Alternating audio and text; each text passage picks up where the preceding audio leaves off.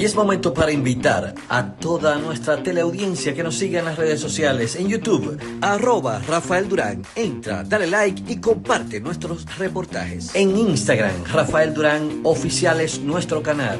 También puedes ir a Facebook, allí estamos directamente y al punto, Rafael Durán Oficial. Conéctate a Facebook y por supuesto, entra a X, lo que era antes Twitter, allí estamos en X como Rafael Durán X. Si vas a TikTok, allí estamos como Rafael Durán Oficial, nuestro canal. Y si quieres ver las noticias sin censura, visita nuestro canal de Telegram, gratuitamente. Telegram lo descargas en tu teléfono y en tu computador y vas allí directamente y al punto. En Telegram, directo y al punto, sin censura.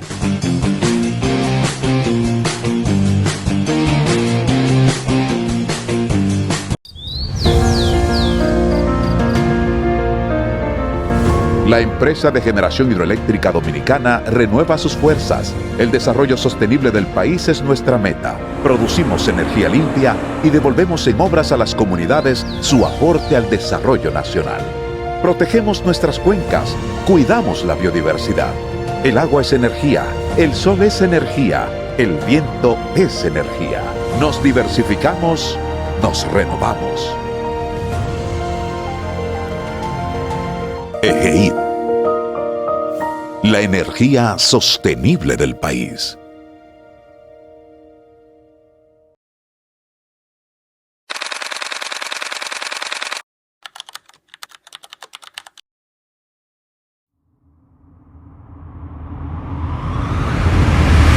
Yo le decía, Orlando, tenemos que dejar que este fuego se aplaque un poco, porque si no vamos a ser víctimas de esta gente. Nos conocimos en la Universidad Autónoma de Santo Domingo, cercada por las tropas. Siempre fue un estudiante talentosísimo, brillante. Orlando fue un militante comunista antes que periodista. Es difícil todavía a esta distancia del tiempo decir lo que uno se sentía sobrecogido.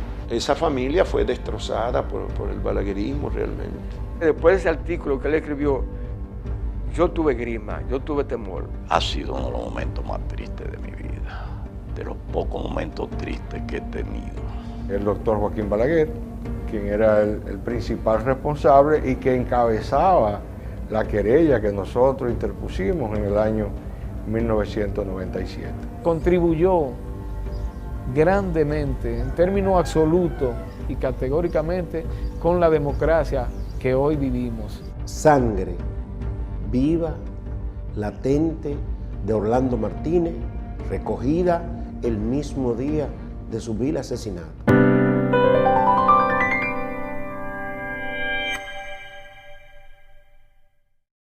Don César Arturo Abreu, bienvenido nuevamente a Directo del Punto. Y en esta oportunidad queremos que nos lleve un viaje en el tiempo y nos ubiquemos al 17 de marzo de 1975. ¿Qué sucedió tal día como es algo trascendental?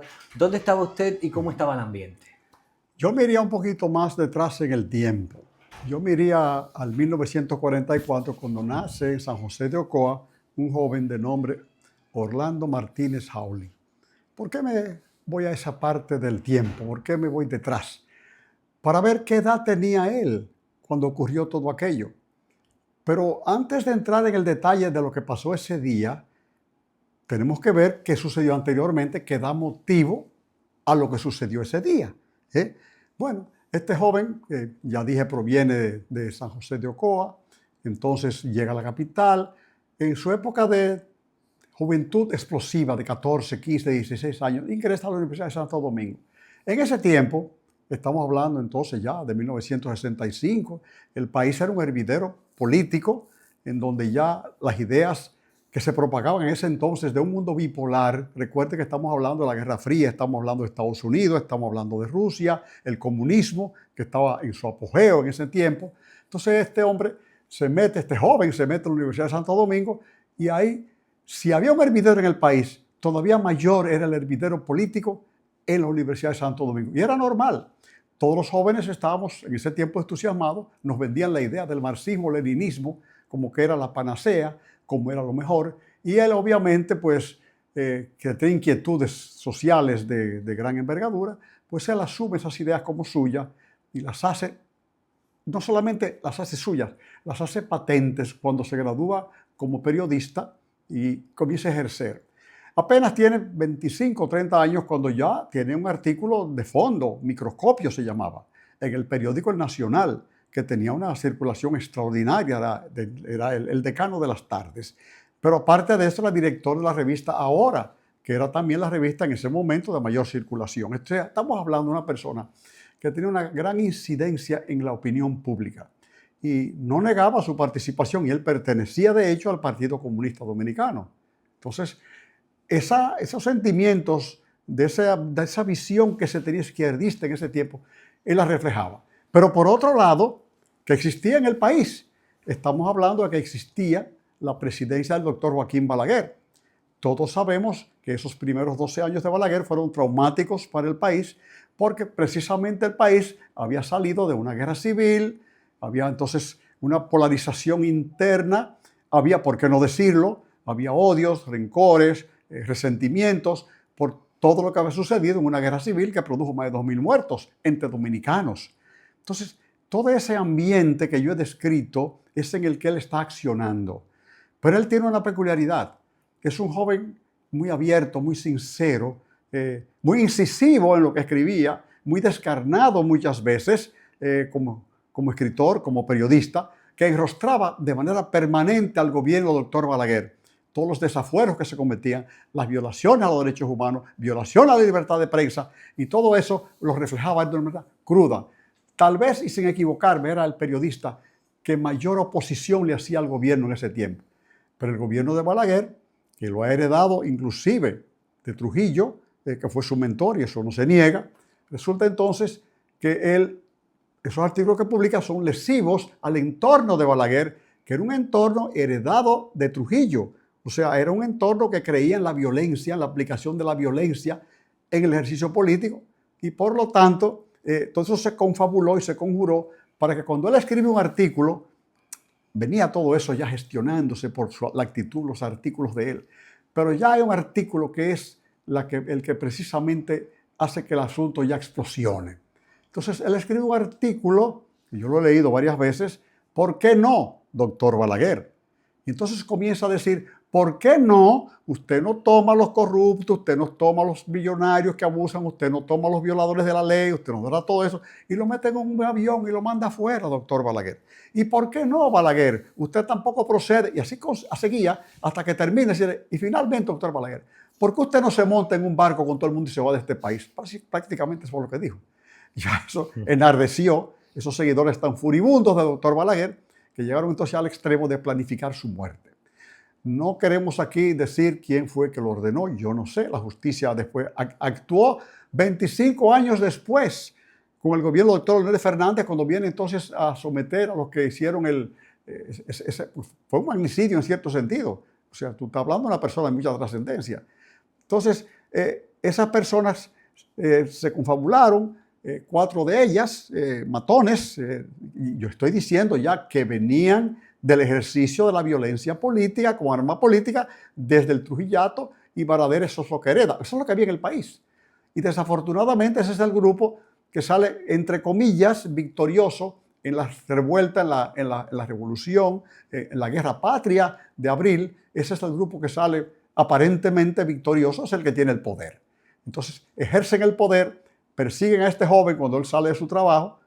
Ya he dicho lo que acaba de escribir y ha sido publicado. Entonces lo persiguen y él entonces corren por la capital. Él tenía un carrito de esos Volkswagen, le decíamos antes Cepillo, y él comienza entonces a transitar, pero finalmente le dan alcance a la calle José Contreras, donde está la Universidad de Santo Domingo, donde aparentemente él iba a protegerse, porque la universidad, acuérdense que tenía fuero universitario, o sea, las autoridades ahí no pueden penetrar. Pero antes de que él pudiera alcanzar la puerta, pues entonces fue alcanzado y entonces le disparan con un revólver calibre 38 y ahí entonces lo asesinan.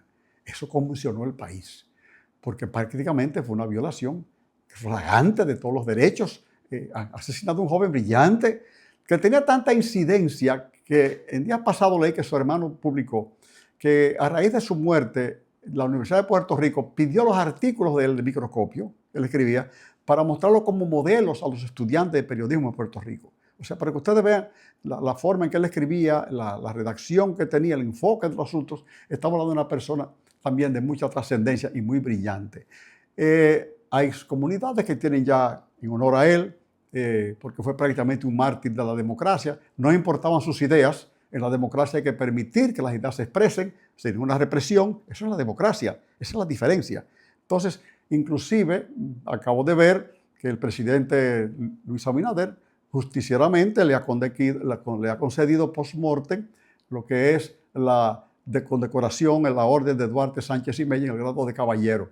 Post-mortem, datan 51 años después, pero muy merecido por él, porque tenemos que tomar este tipo de personas como parangones, como algo que tenemos que emular y que imitar, y que ver su vida y su trayectoria, porque él puede estar equivocado en muchas ideas, pero las ideas no son para que tú mates a nadie, las ideas se pelean con ideas, como estamos prácticamente hoy, porque hoy todavía hay divergencias, pero ya tenemos más o menos un clima abierto en la que la gente se expresa abiertamente, y qué hermoso es eso, y qué interesante es, y qué bien le hace todo eso al país.